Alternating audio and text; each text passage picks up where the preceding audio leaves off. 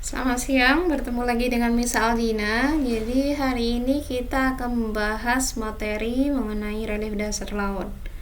Untuk relief dasar laut itu masih dalam dinamika hidrosfer. Hidrosfer itu air, dan dampaknya apa terhadap kehidupan manusia yang ada di sekitar laut.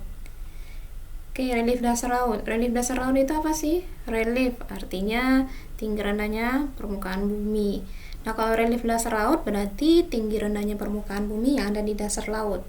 Kalau di daratan itu namanya topografi. Kalau di laut itu, kalau di petanya itu namanya peta batimetri untuk kedalaman laut. Nah, di sini ada gambar dari relief dasar laut. Ada lubuk laut, ada palung laut, ada gunung laut, dan ada ambang laut. Yuk kita bahas satu persatu apa aja yang termasuk relief-relief dasar laut. Jadi bisa kita lihat di gambar, dasar laut itu tidak semuanya rata. Ada yang rendah dan ada yang dalam. Artinya setiap laut itu akan berbeda relief dasar lautnya tergantung dari kondisi geografis di masing-masing negara atau di masing-masing wilayah yang memiliki laut. Oke, yang pertama relief dasar laut adalah landas benua atau landas kontinen. Landas benua itu dasar laut yang menurun perlahan-lahan mulai dari pantai ke arah tengah laut sampai ke pinggir dasar laut, tiba-tiba menurun.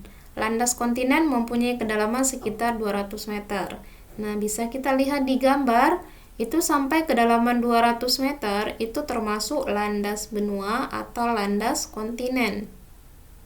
Jadi dari daerah pasang surut, garis pasang surut pinggir pantai sampai kedalaman 200 meter di bawah permukaan laut itu masih landas benua atau landas kontinen. Kalau 200 meter ini masih banyak terdapat ikan, konsentrasi ikan.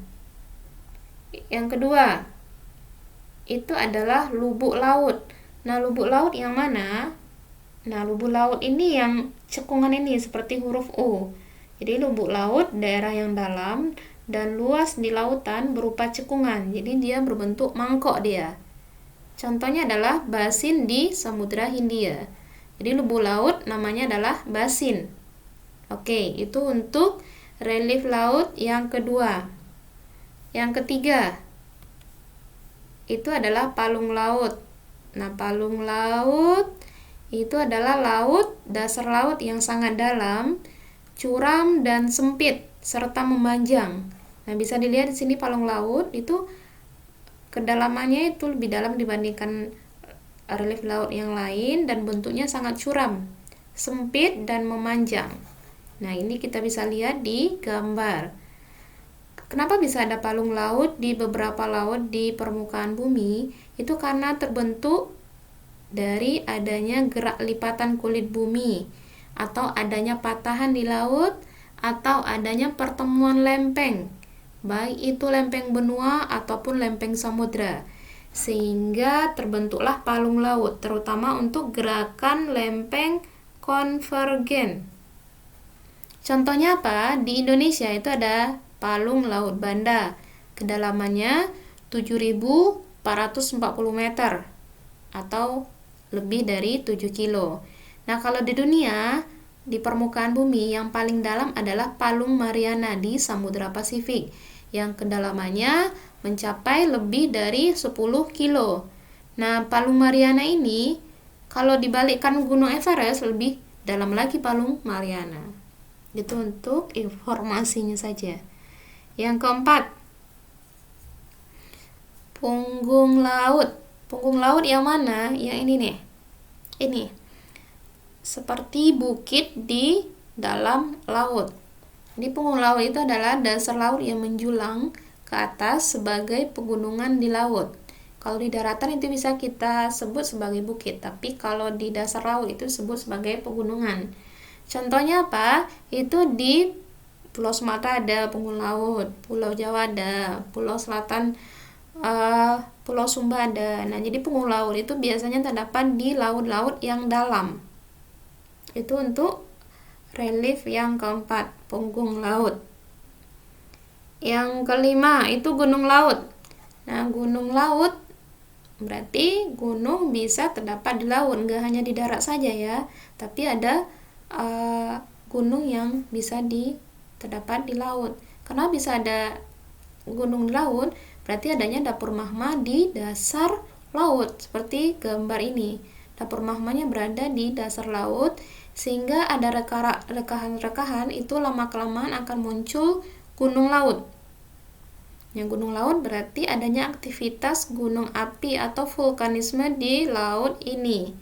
Contohnya apa? Di Indonesia ada Gunung Krakatau, itu yang udah mati atau sudah meletus sekitar tahun 1883. Kalau sekarang itu adalah Gunung Anak Krakatau yang terdapat di Selat Sunda. Itu untuk gunung laut. Gunung laut ini kalau dia aktivitasnya tinggi dan aktif, itu setiap tahunnya bisa bertambah. Contohnya di Anak Krakatau ini bisa bertambah tinggi. Atau di tempat lain, bisa di Hawaii, bisa di Jepang, itu juga terdapat juga gunung laut di sekitar lautnya. Oke, demikian pembahasan Miss mengenai relief dasar laut. Tadi ada relief landas benua atau landas kontinen, ada basin, ada punggung, ada palung, dan ada gunung laut. Jadi intinya relief yang ada di dasar laut itu hampir sama dengan relief yang ada di darat. Jadi tidak semua laut itu rata, ada tinggi rendahnya juga. Itu untuk relief. Nah, sekian penjelasan Miss mengenai zona laut. Silakan tonton untuk video penjelasan materi atau video pembahasan soal. Demikian, terima kasih.